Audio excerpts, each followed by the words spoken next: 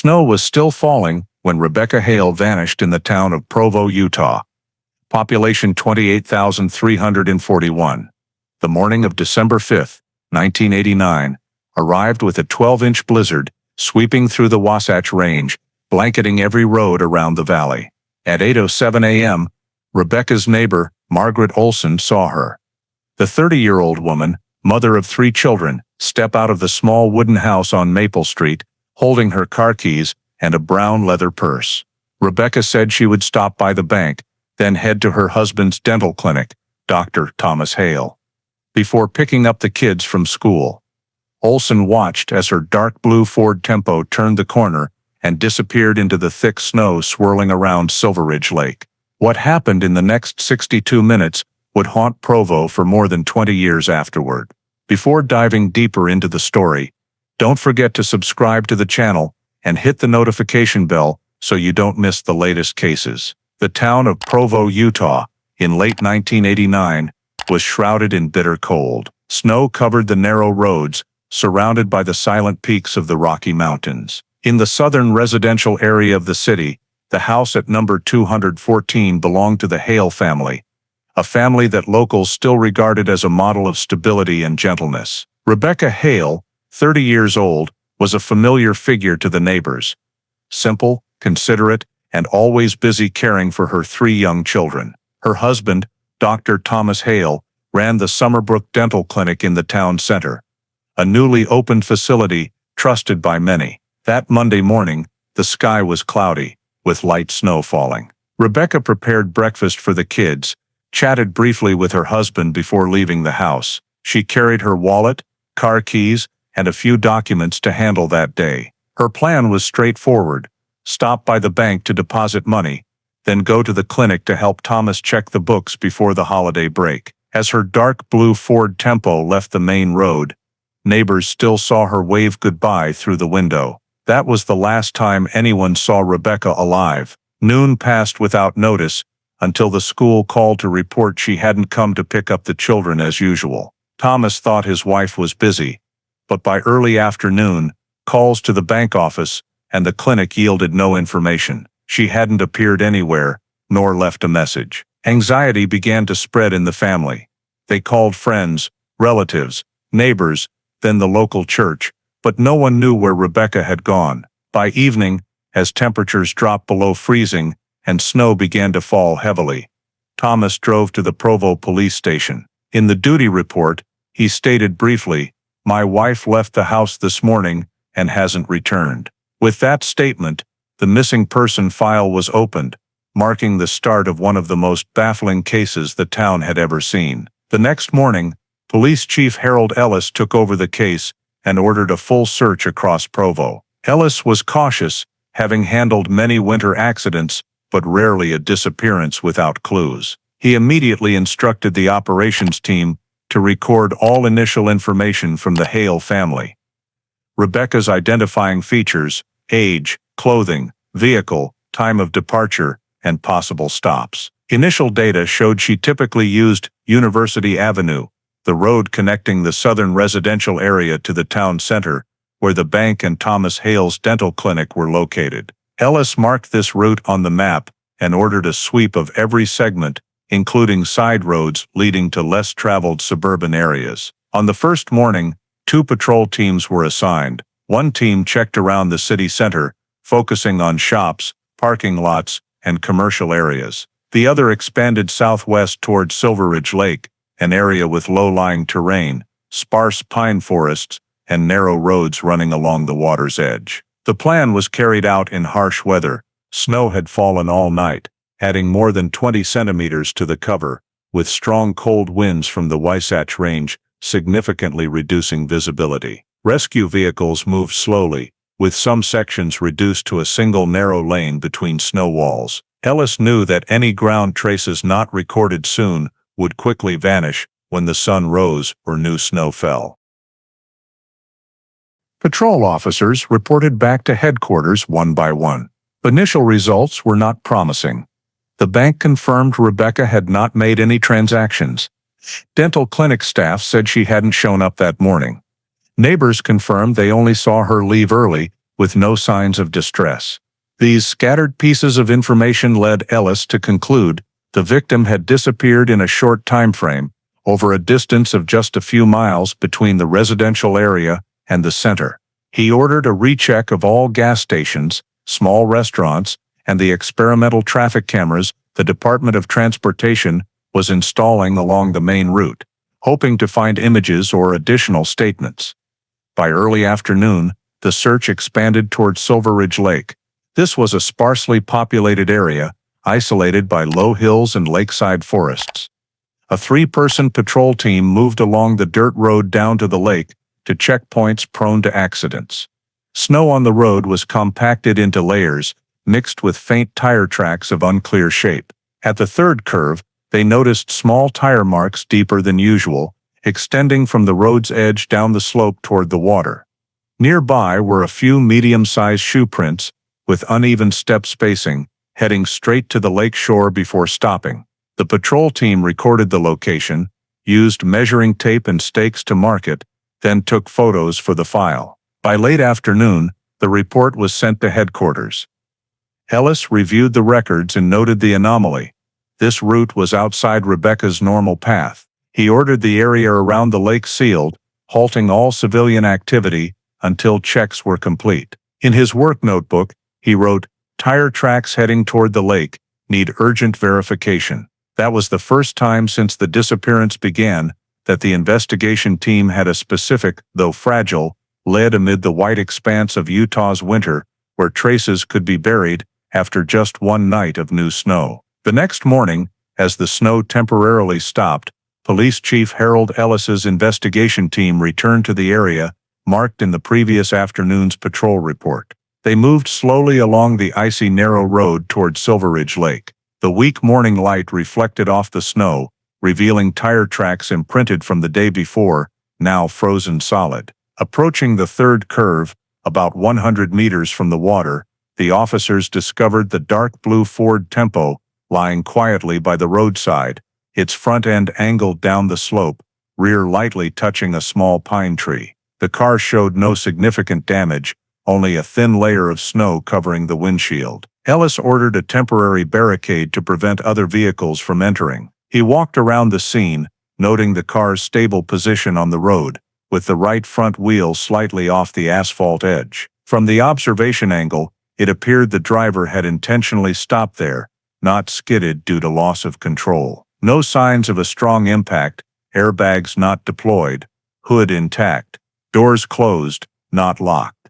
When opened, the keys were still in the ignition, headlights off, gear in park. The driver's seat was pulled back slightly from the average position for a petite woman like Rebecca, prompting Ellis to note in his notebook, seat possibly adjusted after stopping. Inside the car was tidy, with a brown purse on the passenger seat, undisturbed. Wallet, personal papers, and Rebecca's driver's license were all intact. The glove compartment held a few note papers, 2 receipts from the previous day, and a family photo. No signs of struggle or altercation. Ellis ordered the crime scene technicians to photograph and fingerprint the entire cabin, while collecting soil and snow samples around the tires for analysis of depth, slide direction, and compaction. On the snow about 2 meters from the rear, they found another single row of shoe prints, faint but clear in size, heading straight toward the lake and fading on the slope.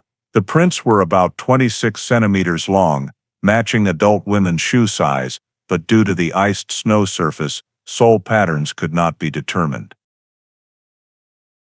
Ellis bent down to check under the chassis. No drag marks or unusual cracks in the frame. He reasoned that if this were an accident, the car would have plunged deep into the lake, but its current position was perfectly reasonable for someone intentionally stopping and stepping out. Police measured the distance between the 2 tire tracks, comparing it to the registered tire sample in Rebecca's vehicle file, resulting in a perfect match. This confirmed the car had not been moved by anyone else after stopping. Windows were closed, not broken, with the only strange fingerprints recorded on the exterior door handle, faint and insufficient for identification. During the inspection, technicians discovered a small amber plastic bottle on the rear floor, tightly screwed cap. containing a small amount of unidentified liquid. Ellis designated this bottle sealed as evidence, along with soil, snow, and 2 hairs fallen on the driver's headrest. All were placed in evidence bags, labeled per standard procedure.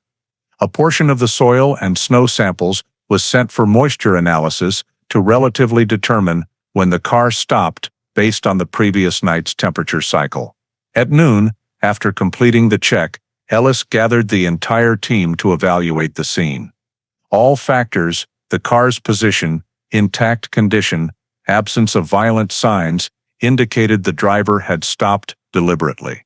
No evidence of collision, no accident signs. However, the complete disappearance of the person in the car, with keys still in the ignition and personal items not taken, led him to rule out voluntary departure.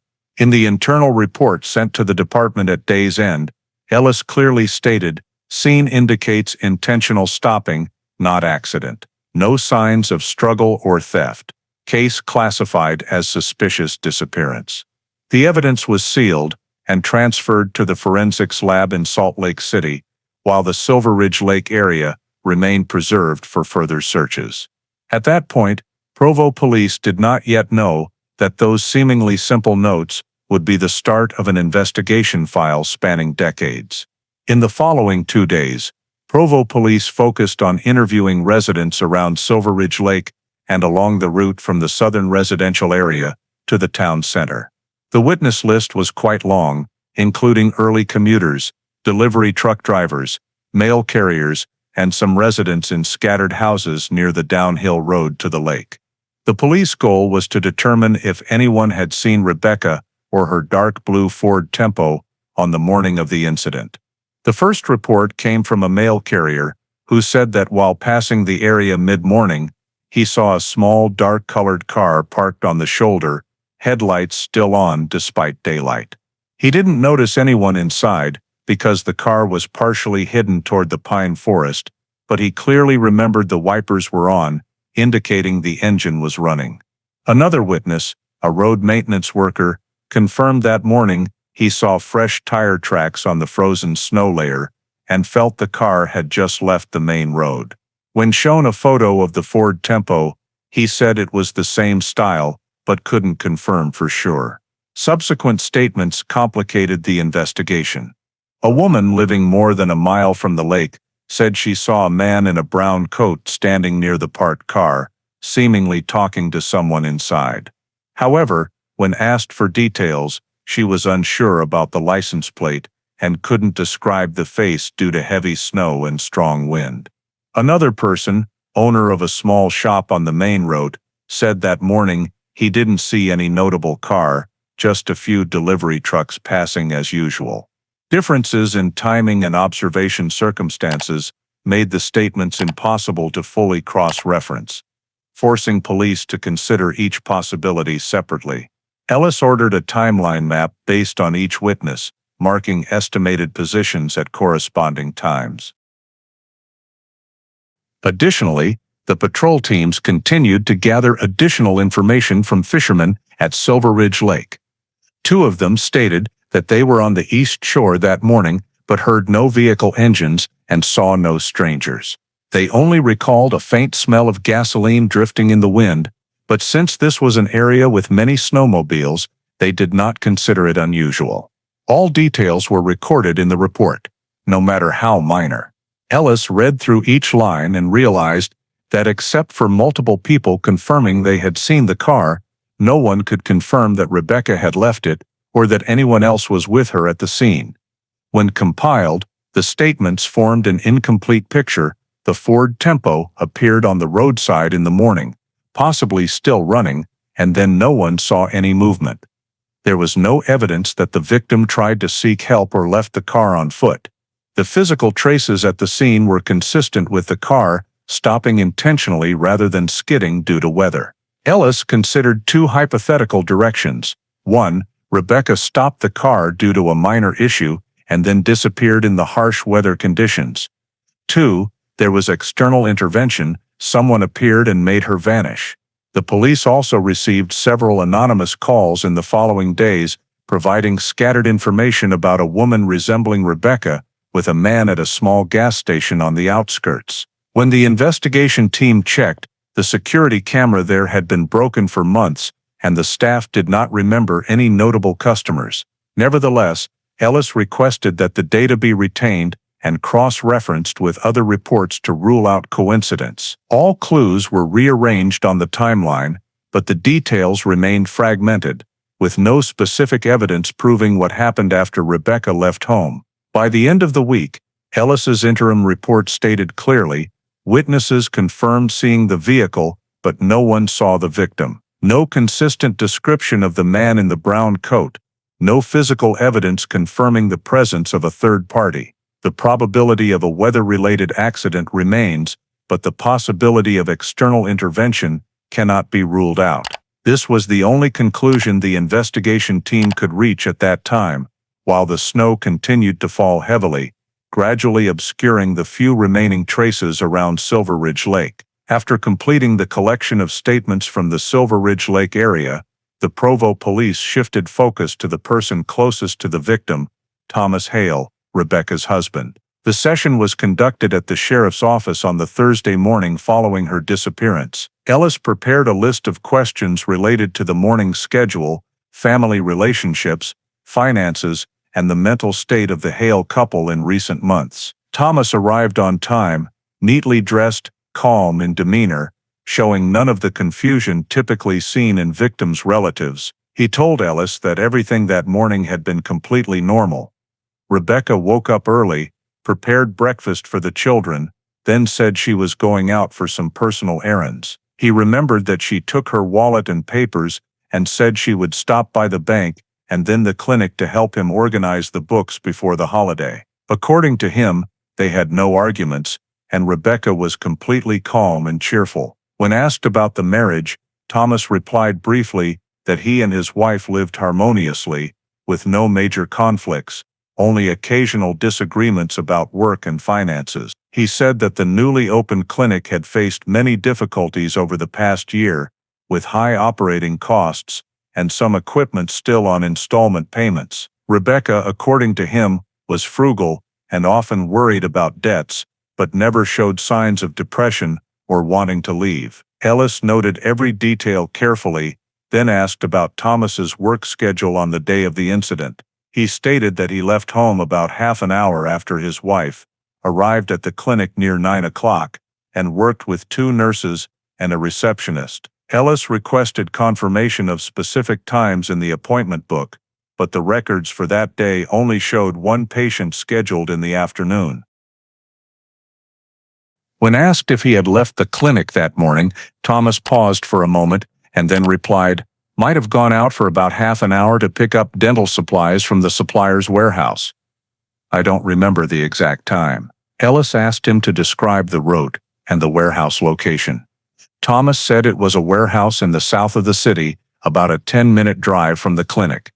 However, when police checked with the supplier, they confirmed no delivery orders or contacts that day. The time from 9 to 10 in the morning thus remained unverified. Ellis moved on to ask about Rebecca's health and mental state recently. Thomas affirmed that his wife was still healthy, only occasionally complaining of fatigue from lack of sleep. He denied that she had any psychological issues or was taking medication. When asked about friends and social relationships, Thomas only mentioned a few acquaintances from church and the local community. There were no signs that Rebecca had personal conflicts or separate debts. The police recorded this information, but still felt that Thomas's statement was too perfect, lacking the emotional details or inconsistencies often seen in accounts from worried relatives. Next, Ellis requested a review of Thomas Hale's professional records. As a licensed dentist in the state of Utah, he had access to and used many chemicals and treatments, including compounds containing arsenic and cyanide for fillings and root canal procedures. The clinic's inventory management records confirmed that arsenic trioxide, formaldehyde, and some liquid anesthetics were stored in the stock. These were listed as hazardous and required signing for each use. When asked about inventory control, Thomas explained that the nurses handled the logging, and he only checked periodically. Ellis requested submission of the supply list and purchase invoices for the last 3 months for cross-checking, while informing that random checks of chemicals at the clinic would be conducted to rule out any suspicions. Thomas appeared cooperative and signed the consent form for the inspection. At the end of the nearly 3-hour session, Ellis noted his personal impression.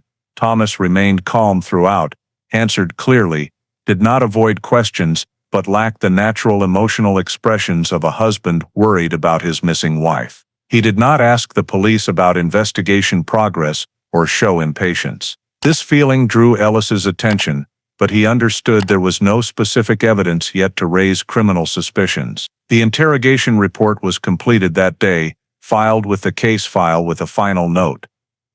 Statement reasonable, however, unverified time gap exists, independent verification needed. Potential suspect, Thomas Hale, to be kept under passive surveillance until additional evidence. After completing the interrogation with Thomas Hale, Sheriff Harold Ellis returned to the scene at the Silverridge Lake area to direct the expanded search phase. The investigation of the husband's statement helped him determine the need to focus on a wider area around the lake and the secondary roads leading into the forest to the west. The patrol teams were reinforced with personnel and equipment, including a professional rescue unit from Salt Lake City, the Utah County K-9 unit, and a helicopter for aerial surveillance. Ellis understood that if Rebecca had an accident or got lost in the thick snow, the passing time had made the chances of finding her alive nearly zero, but a thorough sweep was still necessary to ensure no traces were missed. In the first morning of the expanded search, the weather was bitterly cold, with cutting winds making deployment difficult. The K-9 teams were released at the lake access area, where tire tracks had been found previously, then split to move in 3 directions, toward the east shore adjacent to residential areas, west into the sparse pine forest, and south along the pass road to the old abandoned industrial zone. The scent dogs followed predetermined routes, but found no stable biological scents. The thick snow and time had erased all traces. Meanwhile, the helicopter circled overhead, using thermal cameras to scan the entire lake area over 4 square miles. Results showed only patches of cold snow and frozen mud along the shores. No suspicious heat signals, no recent movement traces. The ground rescue team conducted manual checks. They used ice probes and anchor lines, walking along slopes where snow was unusually compacted. Each area was marked with red flags, photographed, and GPS coordinates recorded. A few road sections showed vehicle passage signs, but when compared to traffic maps, Ellis determined they were tracks from city patrol vehicles and snowplows. No traces newer than the disappearance report. That day's technical report stated clearly, no biological signs detected, no suspicious objects found. Average temperature -9 degrees Celsius, average snow cover 18 inches, limited visibility. In the afternoon, the search expanded westward, where the pine forest extended to the foothills. This was a dangerous area due to complex terrain with many natural sinkholes. Rescue personnel carried positioning devices and metal detectors to detect personal items like keys, wallets, or phones, things that could recall the victim's final route. However, all efforts were fruitless. All detector signals were old iron nails and metal scraps buried in the frozen ground. Ellis, standing by the lake observing, clearly felt the team's helplessness. He knew that with continuing harsh weather, maintaining the search was becoming merely formal. By the 4th day, police combined with the Utah County Dive Unit to check the lake water near the shore, where tire tracks pointed downward. Thin ice was broken manually, primitive sonar equipment lowered to scan the lake bottom. The system displayed blurry outlines of settled mud and a few large rocks. No large metal objects corresponding to human or vehicle size. The dive team confirmed the lake water was very cold and murky, direct observation nearly impossible. Nevertheless, they attempted 2 short dives, finding only broken branches and a rusty can. The entire area was then marked and sealed for safety. Throughout the process, Ellis maintained regular contact with the Hale family. Thomas was updated on progress, but did not request to participate or ask for plan details. He only said briefly that Rebecca might have gotten lost and suggested police check the southern pass roads. Ellis agreed, sweeping this area as well, but results were similar. No abandoned vehicles, no pedestrian signs. Meteorological data showed that on the day Rebecca disappeared, strong winds and thick fog appeared around Silverridge Lake. The possibility of someone leaving the car and not finding the way back was real, but specific confirming evidence was still needed. As the search operation dragged into its second week, the search teams began to show signs of exhaustion. Daily reports were identical. No new traces, no suspicious objects discovered. Ellis compiled all documents, maps, crime scene photos, search results, and meteorological data to prepare a comprehensive report for the State Department. In the conclusion section, he wrote, "All areas around Silverridge Lake, the western forest, and adjacent passes have been swept 3 times. No body discovered, no clear signs of criminal activity. Initial tests on soil, water, and item samples show no abnormalities. The victim likely went missing in this area, cause undetermined." That report closed the first phase of active searching. Ellis carefully preserved the primary crime scene, ordering the lake area sealed and technical records archived. Snow continued to fall, gradually covering the red stakes and deep boot prints in the ground. On the map hanging in his office, the Silverridge Lake area was circled in bold, marking the last location where Rebecca Hale was believed to have been present before vanishing completely. After the expanded search campaign ended without results, the Provo police shifted focus to analyzing evidence collected at the scene, and from Rebecca Hale's Ford Tempo, the Utah County Forensic Lab received all sealed soil samples, tire tracks, shoe prints, and personal items in accordance with procedure. Chief Harold Ellis hoped these tiny samples, if thoroughly analyzed, could determine whether an accident, a runaway, or a criminal act had occurred at Silverridge Lake. The vehicle was towed to the department's evidence storage and fully photographed in its current state before disassembly for inspection. Technicians started from the exterior. They measured distances between tire marks, compared photos with tire tracks preserved in the snow earlier. Matching results showed the shape and spacing aligned, confirming the car was intentionally stopped at the discovery spot, not skidded due to icy roads. The vehicle's tilt and front-wheel direction proved the driver had steered it gradually to the shoulder. No signs of collision or dents on the body.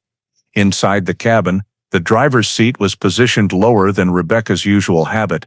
This detail was noted, but could not yet lead to any specific conclusion. Soil samples adhering to the undercarriage and rear tires were separated and sealed in cold storage bags for lab submission. The dry mud, containing fine sand and salt grains, typical of the lakeside area, showed nothing unusual. Analysis results indicated the soil on the car matched the natural geology around Silverridge, with no signs of travel beyond that region. Meanwhile, the shoe print found near the car was cast for comparison. The shape was faint, but size about 9.5, corresponding to a woman's foot, entirely possible to be Rebecca's. The remaining print, smaller and less clear, lacked sufficient basis to confirm another person's presence. The technical team continued inspecting the interior. On the passenger floor was a small leather purse containing a wallet, bank cards, lipstick, identification papers, and a shopping list. No cash was missing. The home phone and keys were in their original positions. The glove compartment held miscellaneous items, a wool scarf, a nearly empty water bottle, and a small white plastic container without a label, with a screw cap. This container caught Ellis's attention.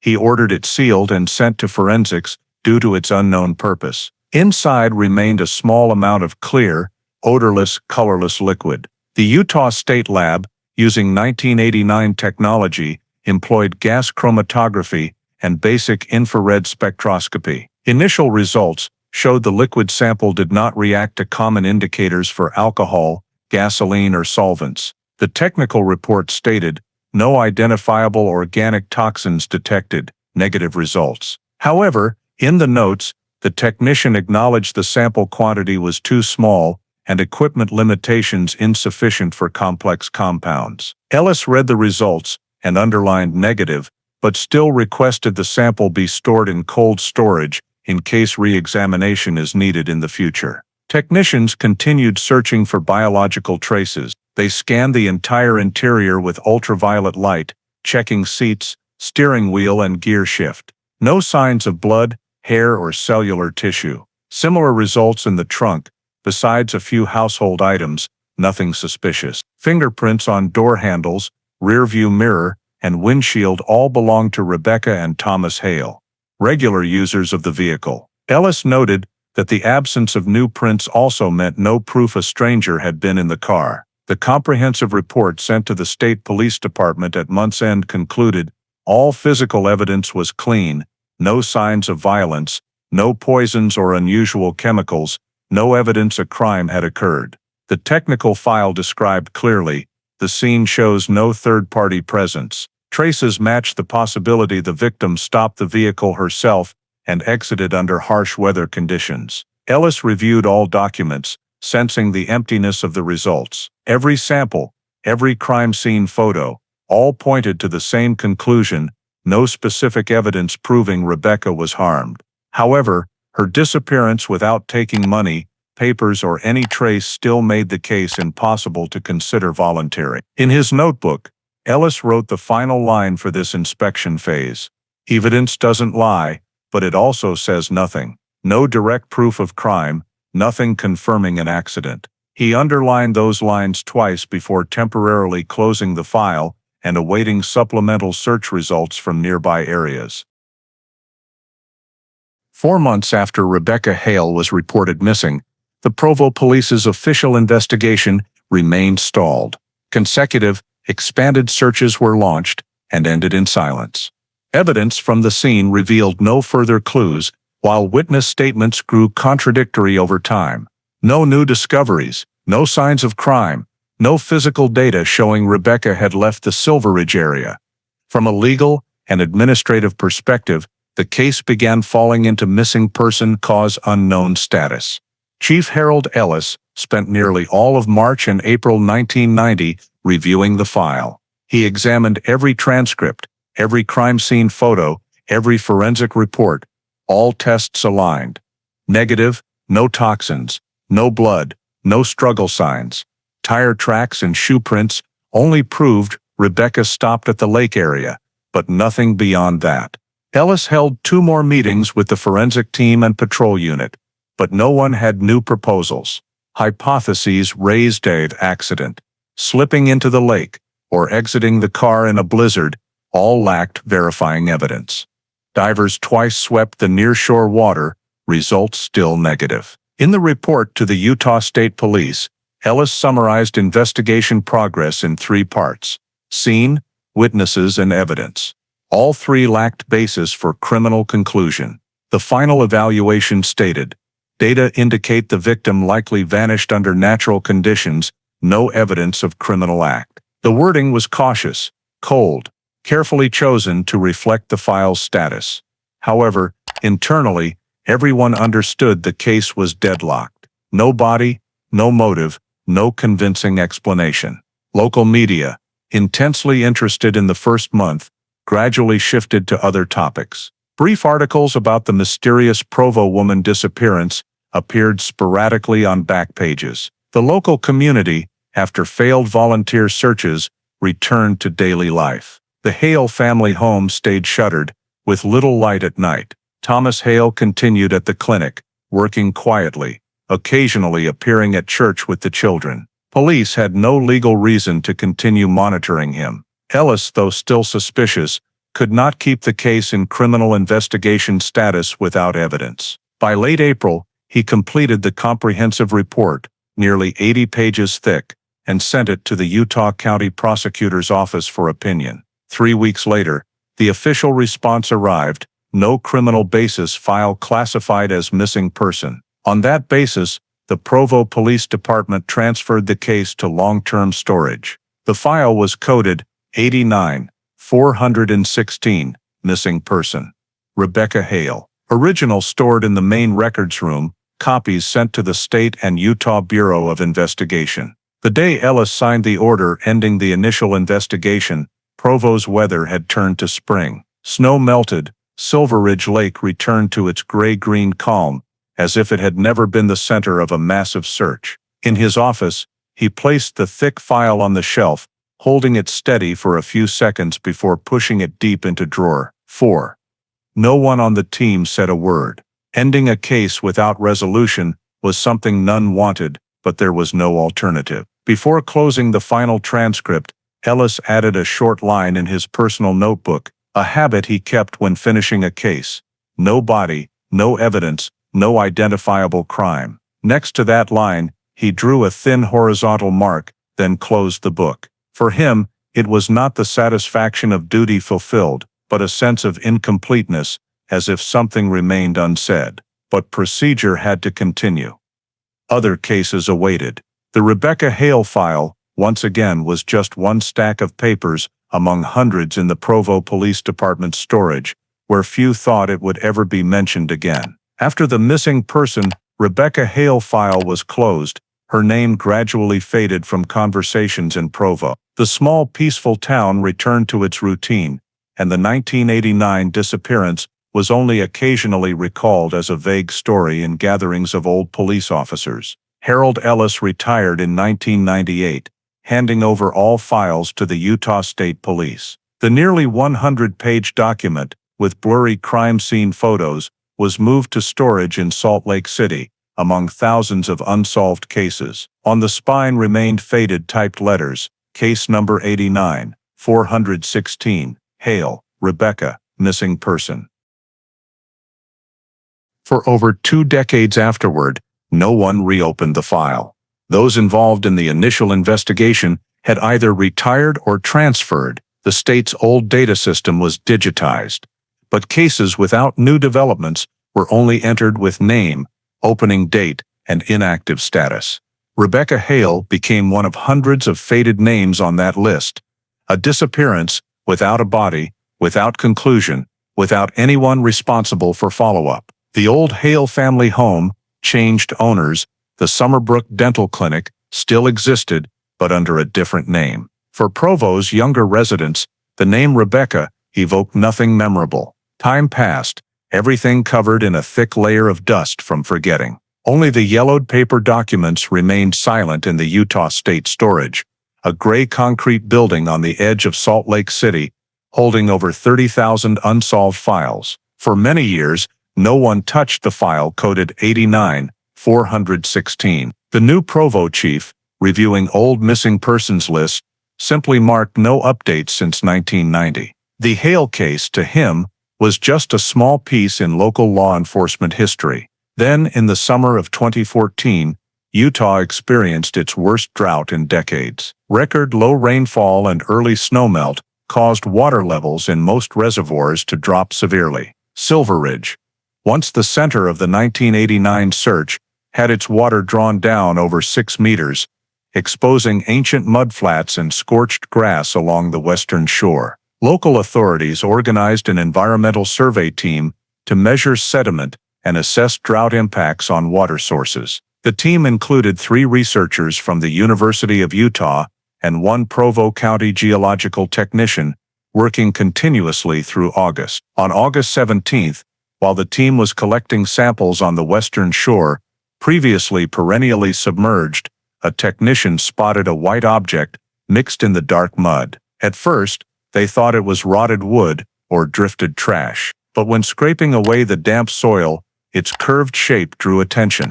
The team leader approached and realized it was not wood, but human bone, possibly a leg bone. They immediately halted work, cordoned off a 5-meter radius, and reported to the county sheriff's office. The discovery of human bone on Silverridge Lake's western shore immediately activated the Utah State Police crime scene protocol. That night, a forensic and technical team was dispatched from Salt Lake City to Provo to coordinate with county police. The discovery site was nearly 70 meters from the current waterline, land once underwater year-round, now cracked and mottled with clay. Access was blocked with warning tape, security set up temporary barriers to keep out locals and media. Under high-powered lights, forensic experts marked a 20-meter radius around the find, tagging any potentially related objects. Bone recovery proceeded slowly. The thick ancient mud, hardened like clay, required the forensic team to use small shovels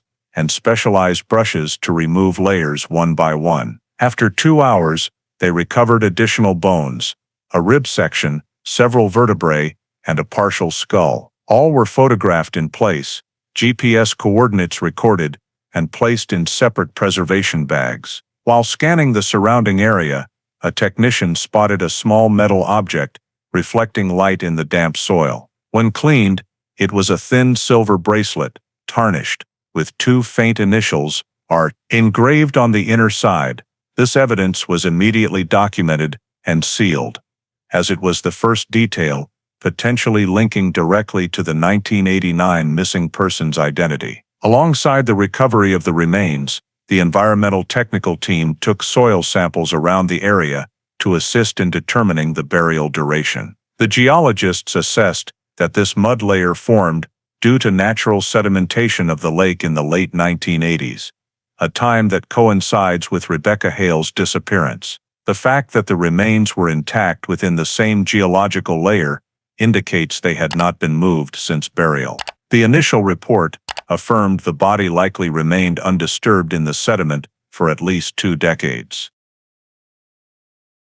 After collection was complete, all samples were transported to the Utah State Office of the Medical Examiner in Salt Lake City by specialized vehicle. Within 12 hours, Dr. Gregory Moore, the medical director of the forensic office, began the process of determining sex, age, and cause of death. Preliminary observations showed the skeleton belonged to an adult female, approximately 5 feet 4 inches tall. The degree of weathering was consistent with burial, lasting over 20 years. Small cracks on the bones showed no signs of antemortem trauma, most likely due to soil pressure or weathering. The personal evidence, a silver bracelet, was sent to the Materials Examination Department. Metal analysis confirmed the alloy and engraving style common in Utah jewelry stores in the late 1980s. The inner surface bore the initials RH, matching the abbreviation of Rebecca Hale's name as recorded in the original missing person file. The Provo County Sheriff, upon receiving this information, officially submitted a request for DNA comparison with the state's missing persons records. DNA samples were extracted from the femur marrow and molar teeth, then compared to samples from a relative, the victim's eldest daughter, now over 30 years old. The analysis took nearly 2 weeks due to processing degraded samples, but the final conclusion left no doubt. The genetic sequence matched 99.98% with the Hale family's genetic profile. The forensic report stated clearly, identity confirmed, Rebecca Hale, born 1959, missing since December 1989. Those words, after more than 25 years, ended all speculation about whether she was still alive or had left town. After the examination results confirmed the remains belonged to Rebecca Hale, the Utah State Police officially reopened case file 89-416 as a criminal investigation. In October 2014, a dedicated task force called the Cold Case Review Unit was established, headquartered in Salt Lake City, responsible for reviewing unsolved cases involving suspicious deaths. The appointee to lead the unit was Detective Aaron Briggs, a veteran state investigator renowned for solving old cases using new forensic technologies. Briggs, then 47 years old, had been a part-time instructor at the Utah Police Academy, specializing in crime scene reconstruction and forensic evidence comparison. His selection for the Rebecca Hale case reflected the state's special attention to this matter, which had previously been treated as a disappearance under unclear circumstances. On October 6, Briggs and 3 investigators under his command began receiving the entire original case file. The thick dossier included crime scene reports, Polaroid photographs, maps of the Silverridge area, witness statements, and technical reports from 1989 to 1990. The physical condition of the files was quite good due to proper storage, but most information was limited to general descriptions. Briggs spent nearly a week reading every page, color-coding with priority tags: red for existing evidence, yellow for data needing re-verification, and blue for content requiring additional investigation. In his personal notebook, he wrote briefly, "Case had no body, now it does. Now need to find the cause and the person responsible." The cold case team's first task was to catalog the evidence. The confirmed list from storage included the sealed Ford Tempo at the Provo County Evidence Warehouse, soil and mud samples collected from the 1989 scene, fabric fragments, fibers, and shoe prints, and a small unlabeled plastic bottle, an item previously tested with negative results. Briggs paid special attention to this plastic bottle, as it was the only sample containing residual liquid from the vehicle. He requested a review of the preservation process and the original sample for re-examination using modern mass spectrometry. Additionally, he proposed retrieving records from the Summerbrook Dental Clinic, where Thomas Hale worked at the time, to verify chemical supplies and financial transactions in the year of the incident. Alongside cataloging evidence, Briggs held an internal meeting to assign tasks. One subgroup handling forensic technology would coordinate with the State Examination Office to retest all stored samples.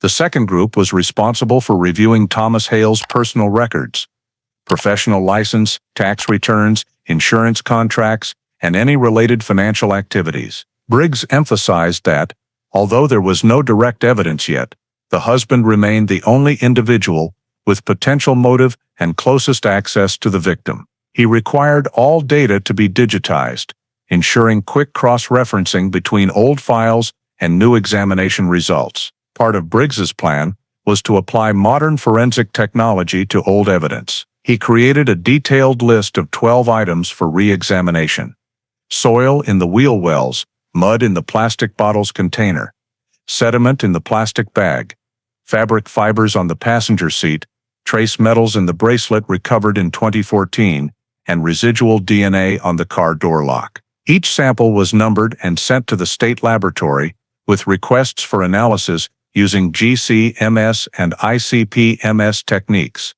technologies unavailable in 1989. Briggs believed that even one anomalous result could open a new investigative direction. In the late October meeting, he presented the overall plan to superiors. The report included 3 phases: 1 comprehensive forensic examination, 2 analysis of financial and personal records, and 3 crime scene reconstruction using 3D simulation technology. The Utah State Police approved special funding for Phase 1, including hiring independent experts from the Idaho National Laboratory to assist with chemical analysis. Briggs stated the work could take many months due to criminal case legal procedures. He emphasized that the goal was not only to determine the cause of death, but also to prove whether human intervention was involved. While the technical team began inventorying evidence, Briggs directly contacted Provo police to gain access to the Ford Tempo and the Silverridge Lake location.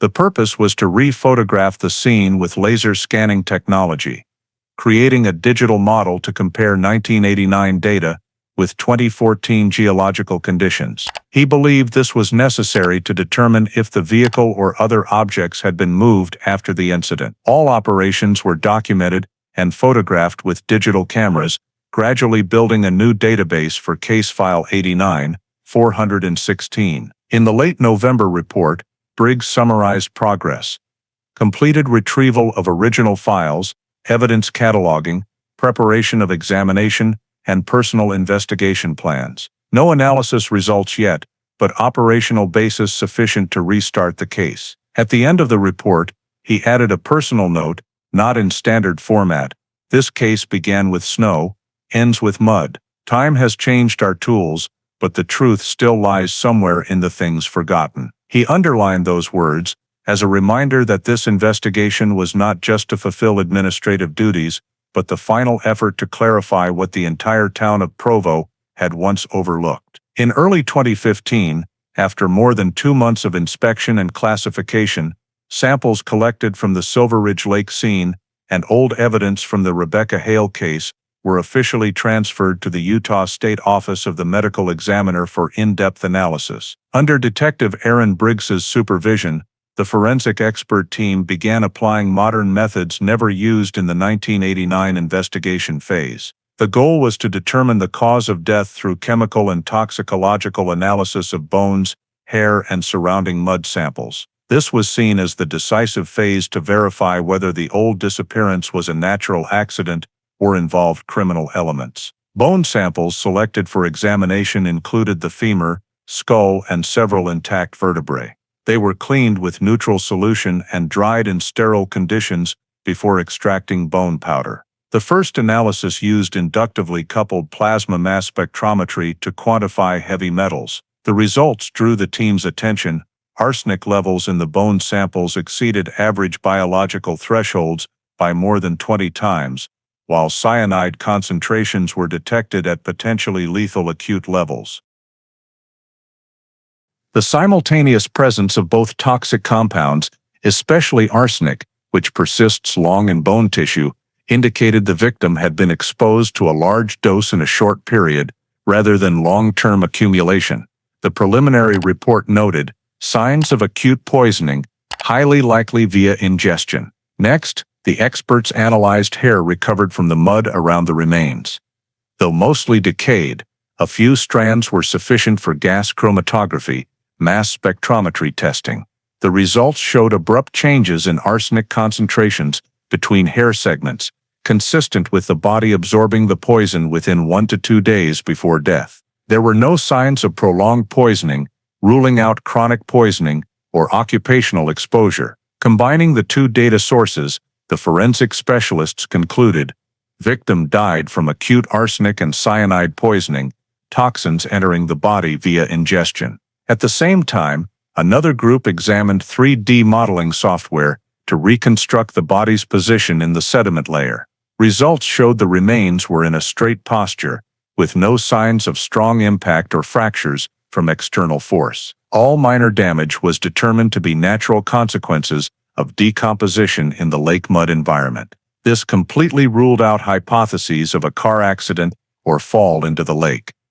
The anatomical report affirmed no evidence of mechanical trauma, no force-induced fractures, no defensive wounds. The examination team also tested mud samples from the burial area to assess environmental contamination potential. Results from water and soil analysis showed natural arsenic levels in Silverridge Lake much lower than those detected in the bones, ruling out environmental sources for the toxins. Cyanide, which does not persist stably in nature, further supported the hypothesis that the victim absorbed it from an artificial source, most likely a prepared solution or crystal form. The report concluded, toxin sources, not from the natural environment. Arsenic and cyanide could only enter the body due to deliberate external action.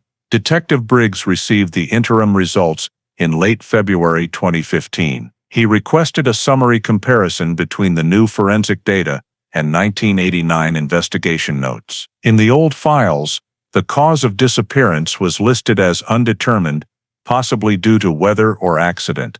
The new forensic evidence completely changed that assessment. Briggs noted in his book, Accident Ruled Out, Death by Chemicals, need to identify toxin source and potential provider. The examination office continued expanding control analyses. They compared arsenic traces in the bones with standard dental arsenic trioxide samples, a compound used in root canal treatments in the 1980s. Optical absorption, spectra, and impurity ratios matched up to 95%. This result led the experts to suspect the poison originated from dental materials, accessible only to those in the industry. The information was sent back to Briggs and clearly noted in the report's recommendations need to check medical facilities or individuals authorized to use arsenic trioxide in the Provo area in 1989. The final 42-page report was completed on March 12, 2015. In the overall conclusion section, 3 main points were clearly stated: 1, cause of death, acute arsenic and cyanide poisoning; 2, exposure mechanism, via ingestion; 3, evidence ruling out accident and environmental factors. The report also recommended expanding the investigation in a criminal direction, as simultaneous exposure to two rare toxins in one individual could not be considered coincidental. The next day, Briggs presented all the results to the Utah State Prosecutor. In the accompanying summary, he wrote, "Modern forensic data has confirmed that victim Rebecca Hale died from intentional chemical poisoning. No possibility of accidental death exists. Recommend restarting the investigation assuming homicide." The same day, the state prosecutor signed the document approving the request for a comprehensive reinvestigation. After 26 years since the file was first opened, the Rebecca Hale case officially changed status from undetermined missing person to suspected homicide. At the bottom of the final page of the report, Detective Briggs underlined a simple line in black ink, handwritten, "Time does not erase the truth, it only makes the truth harder to read."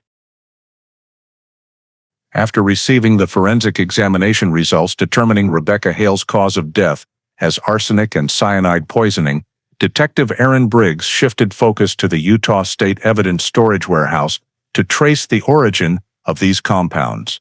He believed that if the poison had entered the victim's body via ingestion, there was a high likelihood that corresponding chemical traces would exist in the vehicle or at the 1989 scene. The issue was that most evidence had been sealed and stored for over 20 years under conditions not optimal for chemical preservation. Nevertheless, Briggs believed that with modern techniques, even a microtrace could provide answers. On March 18, 2015, he and two forensic technicians went to the storage warehouse in Salt Lake City to reinventory all original case evidence. The storage box, labeled Hale Rebecca, 1989, was placed deep in row M4, containing 3 sealed bags of soil samples, 2 envelopes of fiber traces, and a separate plastic bag marked "Plastic Bottle, Silverridge Vehicle." This bag had been sent for testing in 1989, but yielded negative results. Upon unsealing, Briggs observed that inside were the bottle cap and residual liquid that had dried, leaving only a thin layer of sediment at the bottom. To avoid sample loss, the entire item was transferred to the state laboratory in an insulated container and analyzed the same day. The new examination process began by sampling the cap and powder sediment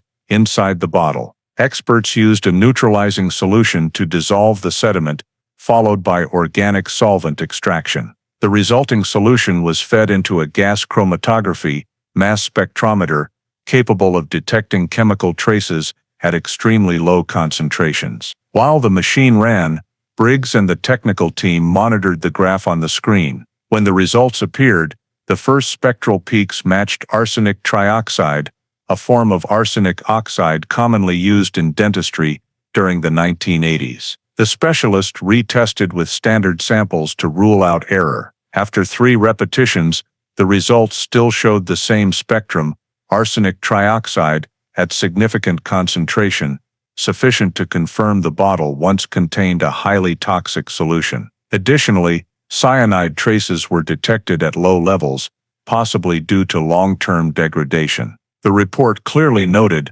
chemical composition detected in the plastic bottle matches arsenic trioxide and cyanide traces, with no possibility of natural formation. Simultaneously, the technical team analyzed the bottle cap.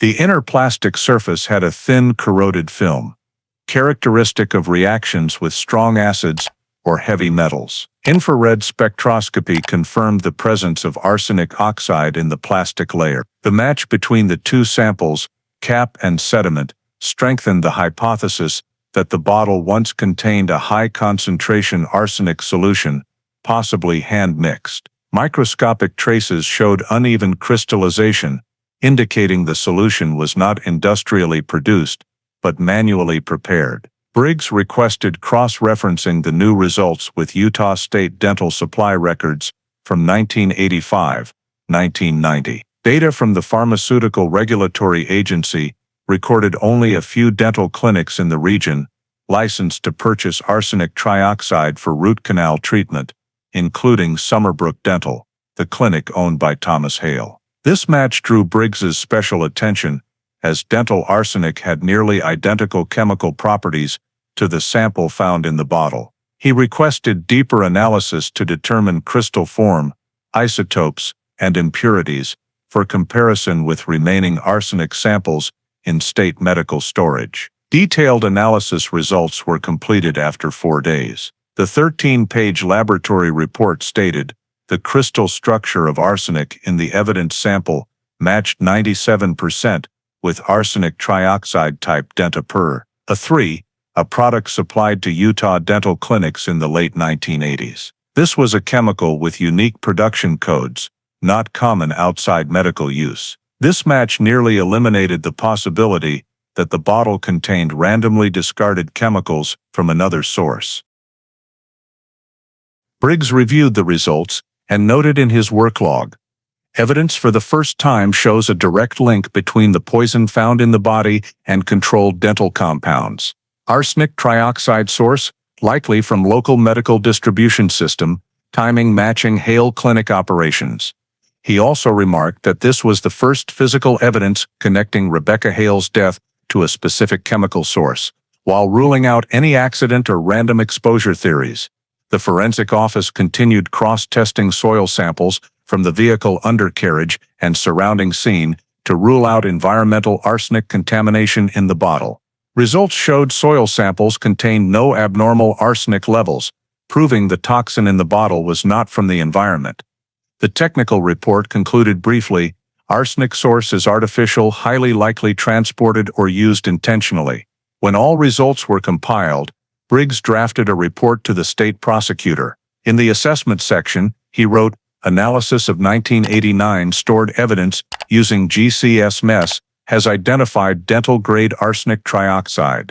This is the first direct physical result linking the toxin found in the body to a restricted supply source. Conclusion: victim died from exposure to prepared poison introduced via a container accessible to individuals with medical expertise. These lines closed a critical phase of the examination process, as for the first time in over 20 years, a seemingly meaningless piece of evidence had spoken. When the evidence examination confirmed the plastic bottle in Rebecca Hale's vehicle contained arsenic trioxide along with cyanide traces, Detective Aaron Briggs shifted direction to investigate the origin of these chemicals. He understood that dental arsenic was not a freely available item. All purchases were recorded and licensed per practice.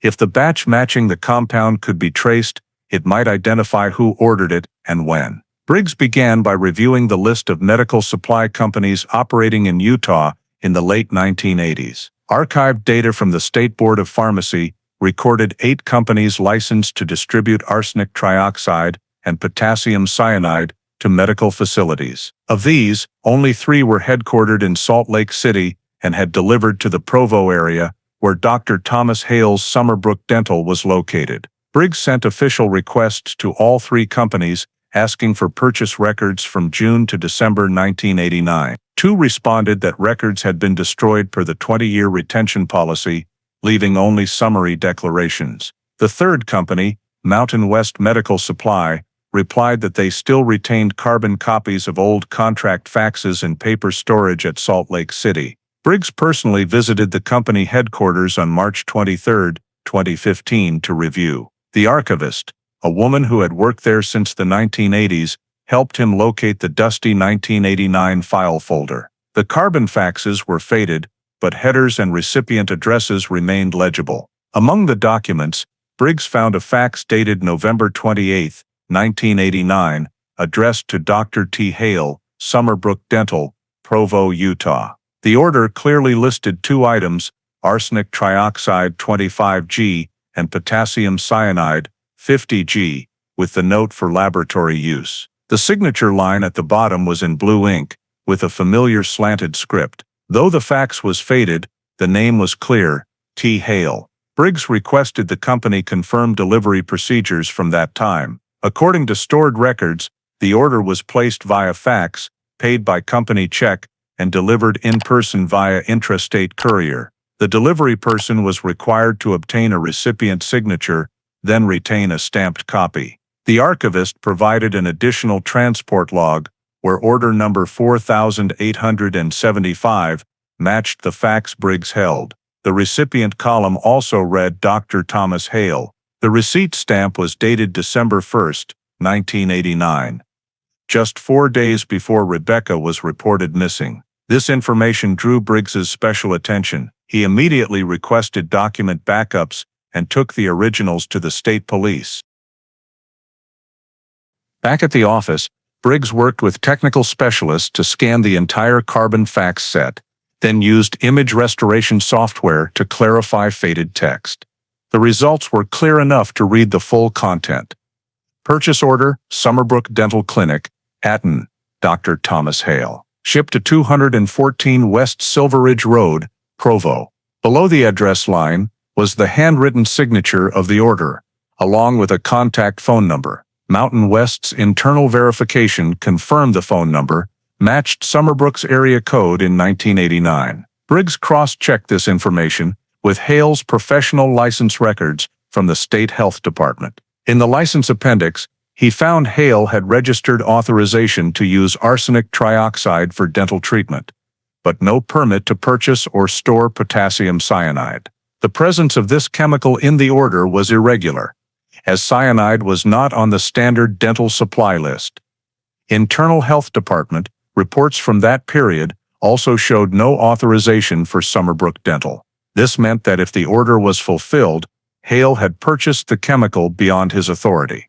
Briggs contacted the courier service listed in the delivery receipt, Utah Courier Service, now merged into a larger corporation. Through electronic archives, he located the delivery schedule for December 1st, 1989, which included the route Salt Lake City, Provo, Orem. One stop was noted, Summerbrook Dental, package classified as lab material, signature required.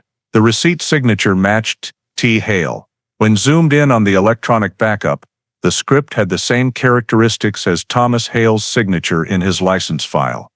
Right slanted, elongated T, H, with a curved flourish below.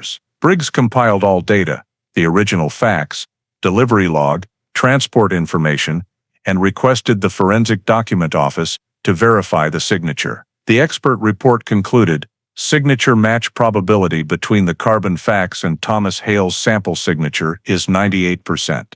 The signer is highly likely the same individual. This was the first, legally valid confirmation that Hale had personally signed for the batch of arsenic trioxide and potassium cyanide just before his wife disappeared. When compiling the report, Briggs noted that all data aligned.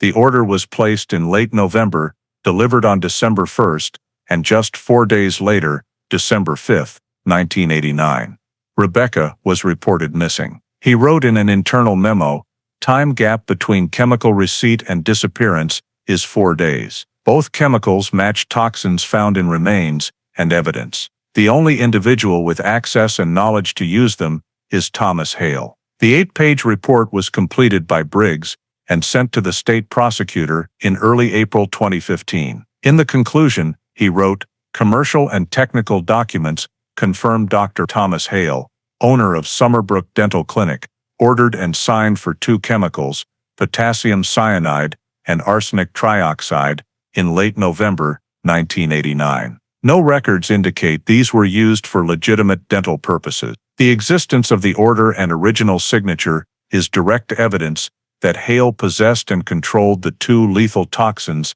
found in Rebecca Hale's body.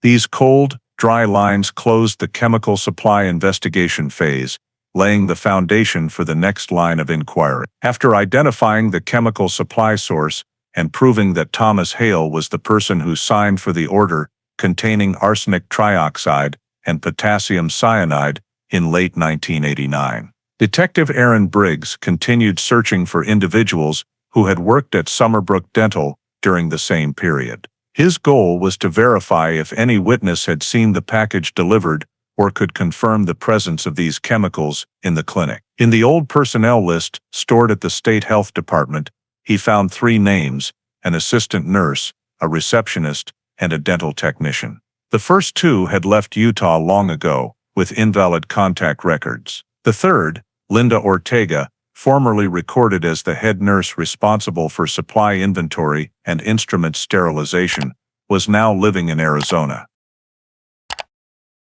Briggs contacted the Arizona Department of Health to verify the address, and was informed that Ortega had retired and was living with family in the Phoenix suburbs.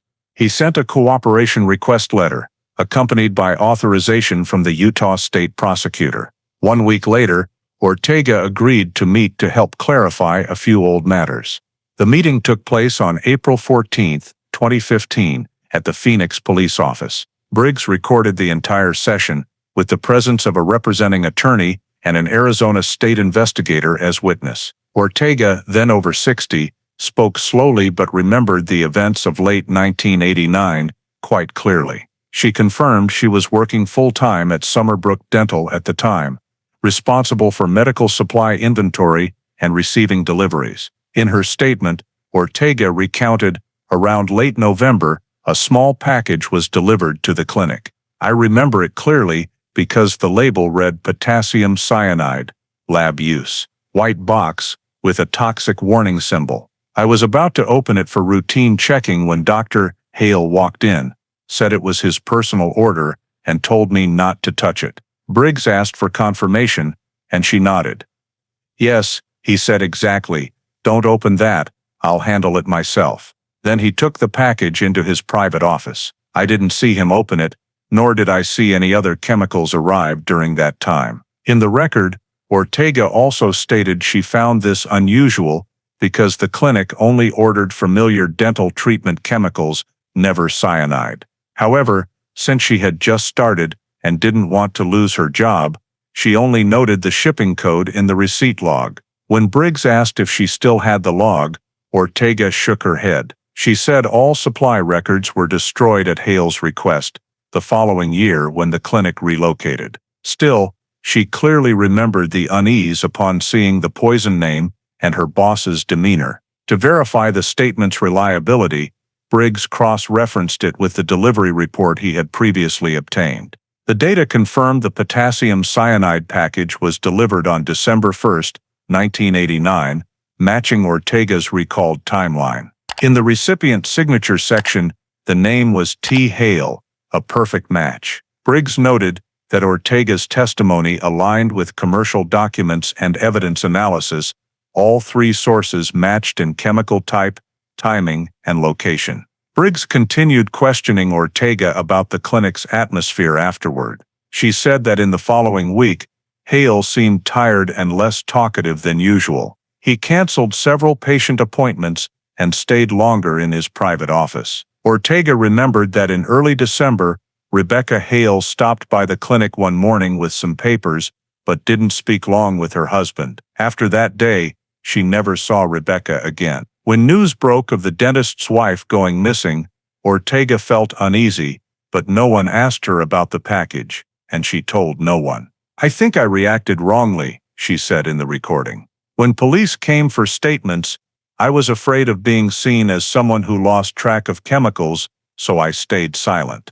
Ortega's entire testimony was documented, signature confirmed, and officially filed the same day. The 42-minute recording was then sent to the Utah State Prosecutor for review. Briggs attached a personal assessment, independent witness, formerly in charge of medical supply management, confirms seeing the potassium cyanide package delivered to the clinic and being instructed by Dr. Hale not to open it. Statement highly detailed and consistent with physical documents. The Forensic Technical Office later verified minor details in the testimony, including box color, warning symbols, and supply storage location in the old clinic layout. All information Ortega described matched archived records.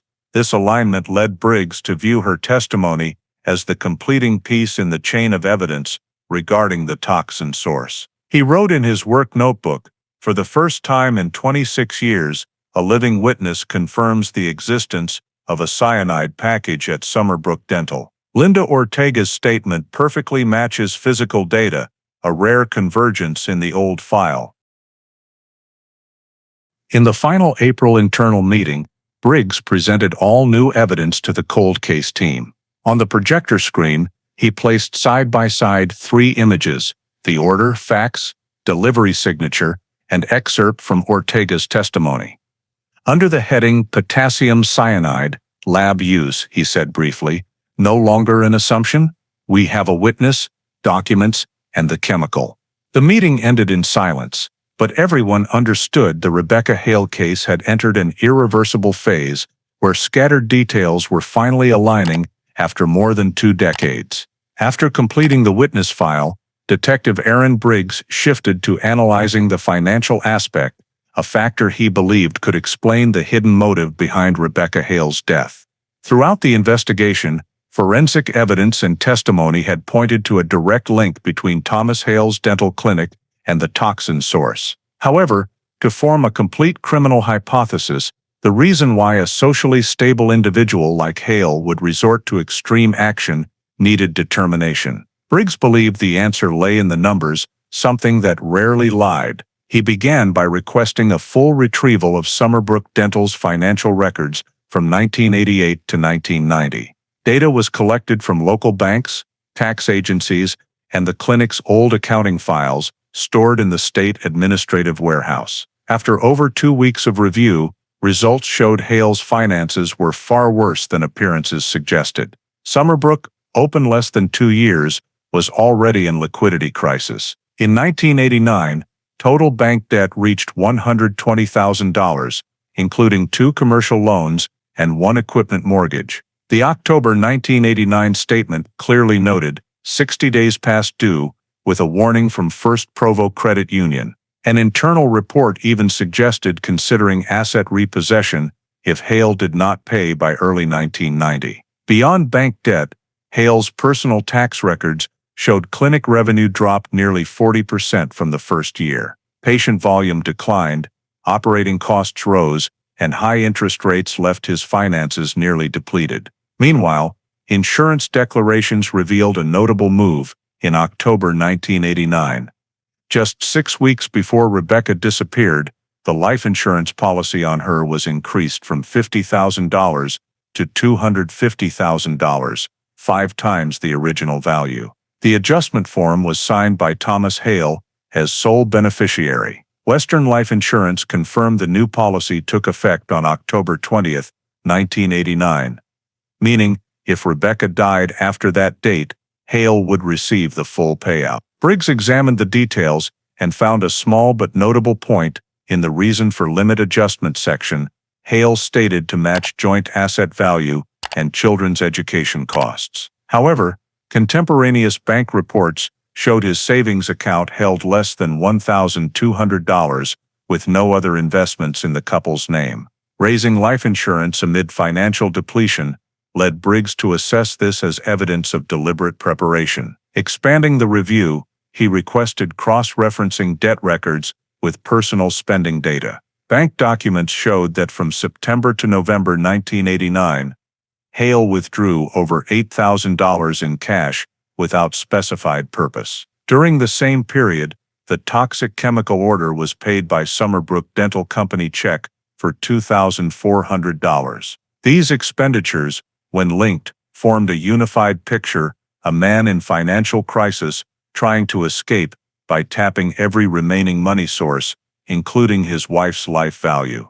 To strengthen the hypothesis, Briggs contacted Western Life Insurance about payment history. Company representatives provided data showing that in the last 6 months of 1989, all premiums were paid on time, sometimes early. The payer was Thomas Hale, without wife authorization. This was irregular. As per policy, the insured typically had to confirm contract value changes directly, but records showed only Hale's signature and a faded scan of Rebecca's, possibly signed on her behalf. The Forensic Document Office was then requested to examine the insurance contract signature. The report confirmed the Rebecca Hale signature on the adjustment form had low match probability, highly likely not written by her. Ink and stroke indicated the signature was added after the document content was complete. This result not only clarified the contract's suspicious nature, but also raised questions about forgery for profit. Briggs compiled all data into a 16-page report. In the evaluation section, he wrote, "Financial analysis shows clear economic motive. Summerbrook Clinic owed $120,000 to the bank, facing bankruptcy risk. 6 weeks before the disappearance, Thomas Hale raised his wife's life insurance to $250,000, naming himself sole beneficiary. Victim's signature on the contract shows signs of forgery. Cash withdrawals coincide with toxic chemical purchase timing. This dataset forms a deliberate action chain aimed at financial gain after the wife's death." In an internal memo, Briggs added a personal note, "All evidence points one way: economic pressure and insurance benefit. When all doors close, money often becomes the final reason people cross the line." At the document's end, he underlined in black ink, "Motive established, remains to prove the act." This report, along with prior forensic evidence and witness testimony, laid a solid foundation for the hypothesis that Rebecca Hale's death was not a twist of fate, but the result of a coldly calculated plan prepared meticulously weeks before she vanished. After completing the financial and motive analysis, Detective Aaron Briggs turned to another piece, the movement path of Rebecca Hale, on the morning she disappeared. He realized that although all physical evidence and motive pointed to Thomas Hale, the case still lacked proof of his presence at the scene. 1989 records noted that Provo police had no complete traffic surveillance system, only a few experimental cameras along University Avenue and the road to Silverridge Lake. However, Briggs knew these recordings were often backed up on microfilm, a common late 1980s storage technology, and sometimes still existed in the Utah Department of Transportation warehouse. On May 4, 2015, he went to the Data Storage Center in Salt Lake City, housing tens of thousands of old microfilm reels. Technical staff said searching by exact time was nearly impossible without a precise date, but Briggs already knew December 5, 1989, from 7 a.m. to 10 a.m., was when Rebecca was believed to have left home and vanished. He searched the catalog and finally found 3 microfilm reels coded SR2 PR 1989 1205. These were copies from the experimental traffic camera system along University Avenue and Silverridge Road. Despite poor quality, Briggs requested restoration using new digital scanning technology. After 2 days of processing, the technical team delivered the enhanced frames to him. Most only captured vehicle shadows moving through thick snow, but in a sequence at 8:14 a.m., Briggs recognized a familiar image, a dark-colored Ford Tempo heading west on the road to the lake. Based on body length and tail design, he confirmed it was Rebecca Hale's exact vehicle type. In the third frame, just seconds later, a white pickup truck appeared right behind, maintaining close distance. Image quality was insufficient to read the license plate, but the Chevrolet logo faintly appeared on the tailgate. This detail caught Briggs's attention, as vehicle registration records showed Thomas Hale owned a white Chevrolet Silverado, purchased in 1988, the same model in the photo. Briggs immediately requested full restoration of the consecutive image sequence. After enlargement and contrast enhancement, in the final frame, the white truck's plate was faint but readable as the first 2 characters. 2C. Checking the 1989 vehicle registration database, Briggs determined only one Silverado, with plate 2C 4785, was registered in Provo. Owner: Dr. Thomas Hale. Address: Summerbrook Dental. This evidence, though just a few old blurry frames, connected both vehicles on the same route the morning Rebecca disappeared. For verification, Briggs sent the image sequence to the Idaho State Image Analysis Center, a unit with motion reconstruction software for microfilm. The simulation results showed both vehicles traveling the same direction, no more than 25 meters apart, appearing within the same 3-minute window. This ruled out coincidence, as the road to Silverridge Lake in winter 1989 had very low traffic. Statistics from the time indicated density of only 6-8 vehicles per hour. Briggs concluded the white pickup followed Rebecca's car for at least half a mile, nearly to the lake area entrance. Next, he compared Hale's 1989 stated work schedule, According to him, he left home at 8:30 a.m. to reach the clinic in downtown Provo.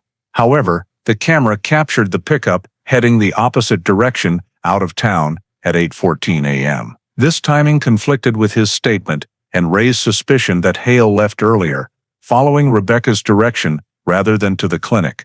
Briggs noted in the record, microfilm data captures two vehicles, Ford Tempo and Chevrolet Silverado, traveling towards Silverridge less than 1 minute apart. No other vehicles in frame, time, and location match victim's final route.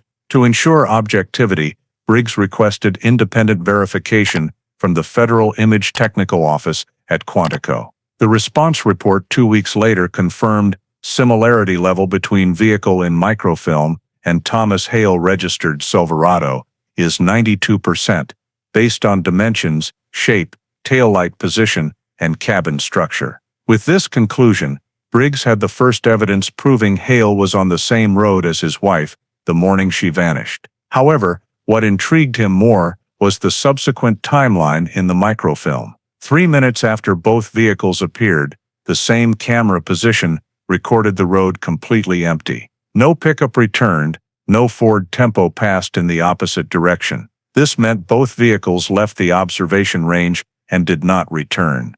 Consistent with the Ford, later found near Silverridge Lake, while Hale could not account for his whereabouts from 8 a.m. to 9 a.m., Briggs presented this discovery in the June 2015 meeting with the state prosecutor and cold case team. On the screen, he paused at second 27, where both vehicles appeared together in the white snow. "This isn't just an old photo," he said.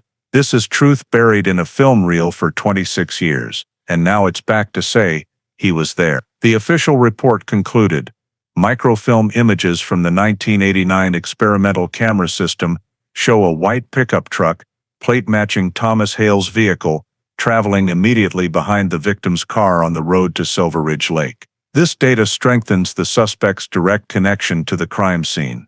With microfilm results solidifying the hypothesis of Thomas Hale's presence at the scene, Detective Aaron Briggs moved to the final critical piece, precisely determining Rebecca Hale's mechanism of death through a comprehensive toxicology report. The task was assigned to Dr. Felix Moran, Utah State Office of the Medical Examiner's leading toxicologist, who had collaborated with the FBI on numerous complex chemical poisoning cases. Dr. Moran received all forensic data, including bone, hair, soil samples, and analysis results from old evidence, to compile a synthesis report determining cause of death, timing, and toxin source. This was considered the decisive scientific document for submission to the state prosecutor before the case advanced to criminal prosecution. In the Salt Lake City laboratory, Moran worked with 4 associates for over 3 weeks. They cross-referenced results from multiple samples: arsenic trioxide in the plastic bottle, cyanide detected in bones and soil, and trace compounds remaining in the victim's hair and teeth. The detailed report determined arsenic and cyanide not only coexisted, but in a ratio characteristic of a simple mixture, commonly seen in former dental industry blends. Quantitative analysis showed arsenic trioxide at about 80%. The remainder cyanide and sodium-based impurities, a ratio nearly identical to the chemicals Summerbrook Clinic purchased from Mountain West Medical Supply in November 1989. Dr. Moran began his internal presentation by detailing the death mechanism. Arsenic trioxide, when ingested, attacks cellular oxidative enzymes, disrupting energy metabolism. Combined with cyanide, this process accelerates many times over, leading to cellular respiratory arrest. The victim experiences full-body oxygen deprivation, loses consciousness within minutes, and dies within 1 hour. He emphasized that the simultaneous presence of 2 rare toxins in one body was near absolute evidence of intentional preparation and administration. To determine time of death, Moran analyzed toxin levels in hair segments from the occipital region. Results showed arsenic spiking in the final 24 to 36 hours before death, while cyanide appeared only in the terminal phase, indicating both substances entered the body nearly simultaneously, likely in one dose. Cross-referencing this with disappearance timing matched perfectly, Rebecca most likely died between 9 a.m. and 10 a.m. that morning, exactly when her Ford was last spotted at Silverridge Lake. Moran also completely ruled out accident or suicide. He noted the detected arsenic dose in bones exceeded the minimum lethal level by over 30 times, while cyanide was at immediate respiratory arrest concentration. Both toxins lack distinct odor or taste when diluted in sweet solutions, matching Rebecca's daily habit of morning smoothies, as noted in her husband's old statement. In the synthesis evaluation, he wrote, "No natural mechanism could cause both compounds to enter the body. This combination demonstrates deliberate mixing, specialized knowledge, and access to controlled chemicals." The office also conducted isotope analysis to trace arsenic origin. Results showed the arsenic in Rebecca's body had crystal structure and molybdenum impurity ratios characteristic of Dentapur A3 product, the same dental chemical Thomas Hale ordered in November 1989. Moran assessed this as near-identifying match, as such impurity ratios are rare in common industrial arsenic sources. In the report's final section, Moran detailed the combined toxin reaction process. Cyanide inhibits cytochrome oxidase enzyme, preventing oxygen binding to cells, while arsenic destroys ATP metabolic cycle. When absorbed together, the body cannot compensate, leading to acute death. Reaction time aligns with 30-45 minutes post-ingestion.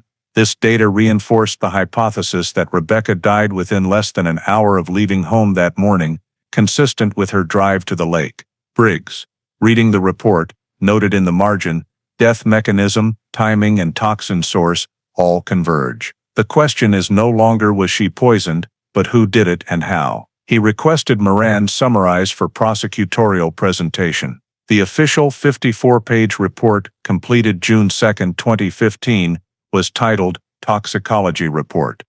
Case 89, 416 Rebecca Hale. In the conclusion, 3 points were underlined. 1. Cause of death: acute poisoning by arsenic trioxide and potassium cyanide. 2. Mechanism of death: simultaneous ingestion of both compounds via oral route. 3. Time of death: estimated 9 o'clock, 10 a.m. on December 5, 1989, coinciding with recorded disappearance. 4. Toxin origin: matches composition, structure, and impurities of dental-grade arsenic trioxide Dentapur A3, purchased by Summerbrook Dental from Mountain West Medical Supply. On June 4, 2015, Briggs personally delivered the report to the Utah State Prosecutor's Office. In a brief presentation, he opened the file and placed 3 photos side by side: remains, plastic bottle, and chemical order. "It all closes a circle," he said. "The body says what time hid. She didn't die by accident, but by poison prepared in what was called a clinic." Dr. Moran's comprehensive toxicology report was then signed, confirmed, and filed as the central forensic document, the final piece affirming Rebecca Hale's death was no longer a mysterious disappearance, but a deliberate poisoning, executed by the only person with the knowledge, means, and motive to do so. On June 10, 2015, after reviewing all forensic, financial, and travel data evidence, the Utah State Prosecutor's Office officially signed an arrest warrant for Thomas Hale on first-degree murder charges. The warrant was issued under Code 2015, UC 1478, accompanied by search warrants for the suspect's residence and professional premises. The 8-page warrant stated, based on forensic examination results determining victim Rebecca Hale died from arsenic trioxide and cyanide poisoning, evidence shows suspect Thomas Hale purchased, possessed, and was capable of using both chemicals immediately prior to the victim's disappearance. As Hale had relocated residence and practice to Colorado in 2002, the Utah prosecutor coordinated with Denver police to execute the arrest. Detective Aaron Briggs was appointed as the coordinating representative, flying directly to Denver on the morning of June 12.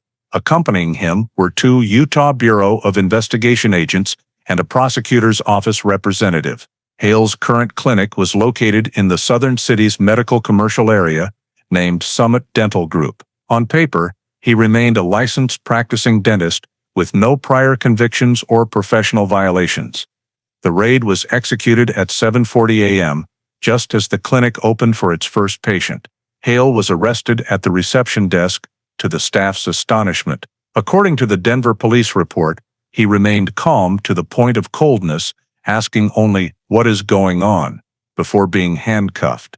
The arrest warrant was read aloud in his presence, along with the Miranda rights. Upon hearing first-degree murder charge, Rebecca Hale case, 1989, his face briefly changed color but showed no strong reaction. He simply said, "I don't know what you're talking about," then fell silent.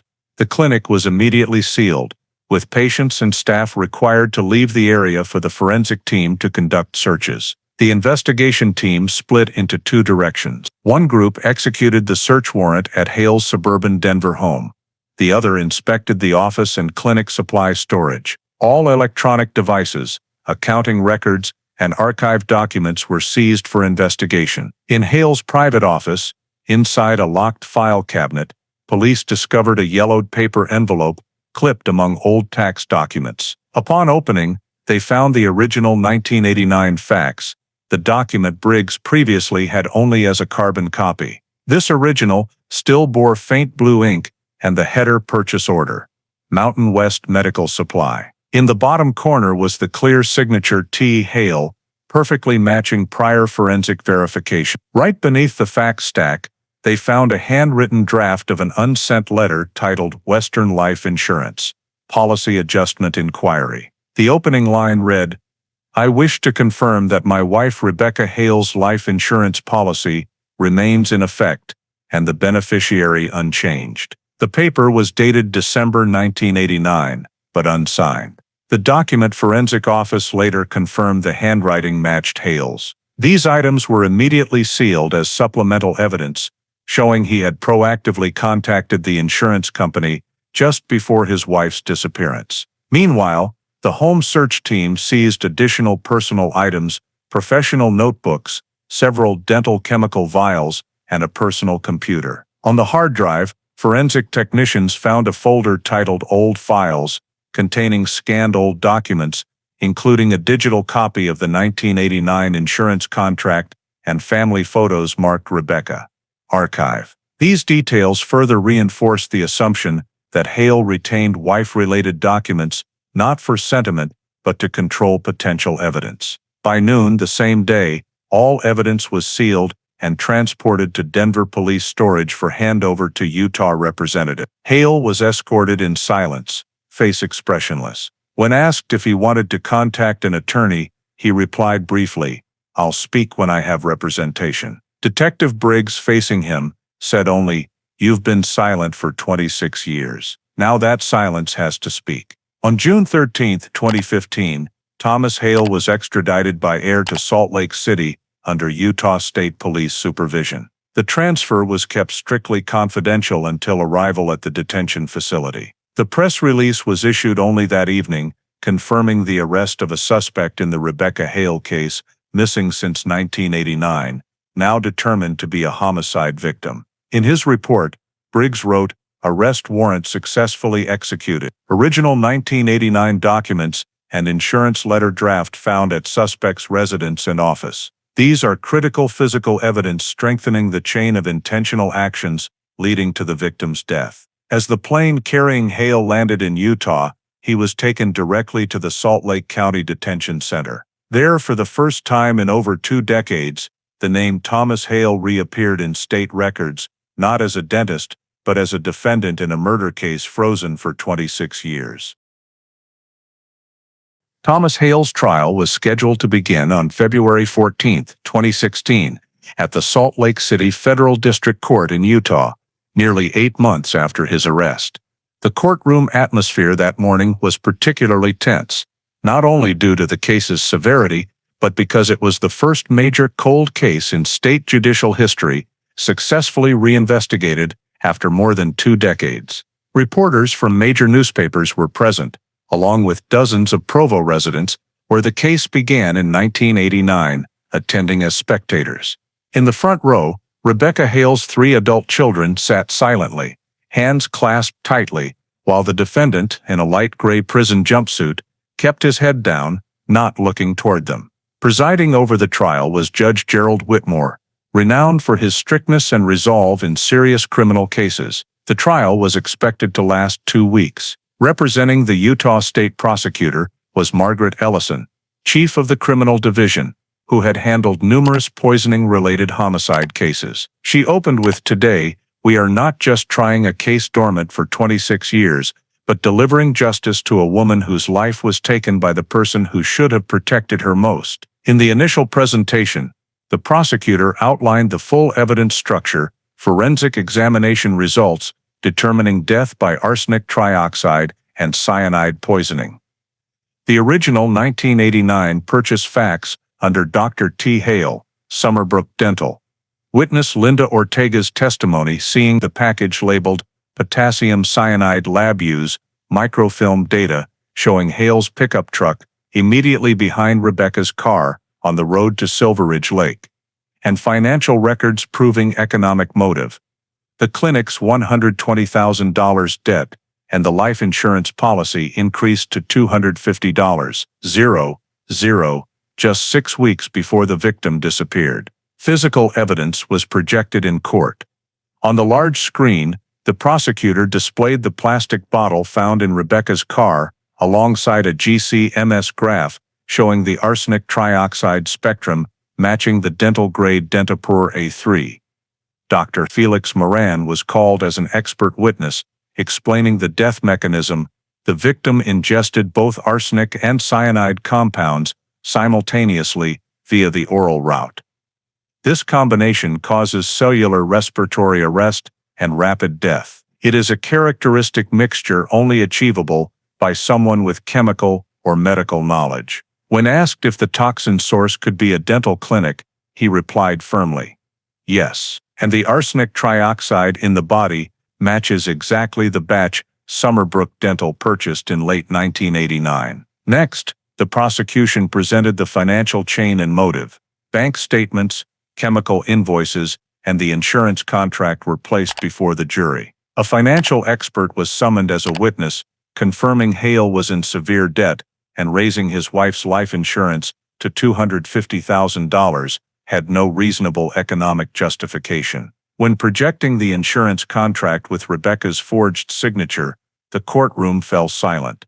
The prosecutor closed this section with, "He bet his entire life on a murder disguised under snow." The defense, led by attorney George Mallory, countered that the evidence was merely circumstantial, arguing Hale was convicted based on coincidence and overinterpretation. Mallory claimed no direct witness saw Hale poison his wife, that cyanide could have come from environmental contamination or improper storage. He also tried to cast doubt on the microfilm data, saying the images were too blurry for certain vehicle identification. However, this was quickly rebutted by the prosecution with the FBI's independent verification, confirming 92% similarity. On the 5th day, witness Linda Ortega took the stand. Her voice trembled but was resolute. "I saw the package. The label clearly read potassium cyanide, lab use, Dr. Hale said, "Don't open it." The statement plunged the courtroom into prolonged silence. The jury took notes incessantly. Next, the prosecution displayed Hale's signature on the order, verified by experts as 98% matching his professional license signature. Piece by piece, from physical to testimonial evidence, formed a complete picture with no gaps. In the final arguments, Prosecutor Ellison said, "No wounds, no gunshot, no knife. But he had a laboratory, knowledge, motive, and opportunity. Rebecca did not die by nature or accident. She died by poisoning at the hands of the person she trusted."